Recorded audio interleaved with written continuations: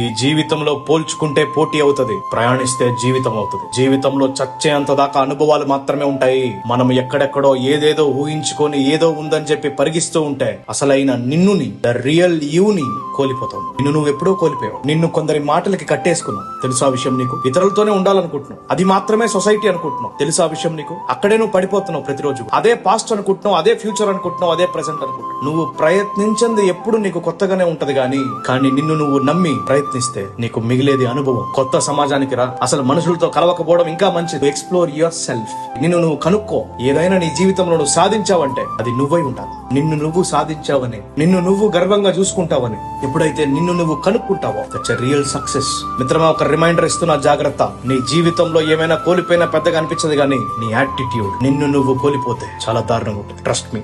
వాళ్ళు ఎన్నైనా వాళ్ళు ఏమన్నాను, నా గురించి నాకు తెలుసు, నేను చేయగలను. నా దగ్గర డబ్బులు లేదు వాస్తవమే, కానీ తెలివి ఉంది, కష్టపడే తత్వం ఉంది నా దగ్గర. నేను ముందుకెళ్తాను, వెనకాల అడుగు వెయ్యను. నేను ముందుకెళ్లే మార్గంలో ఎంత మంది నన్ను తొక్కుతున్నా.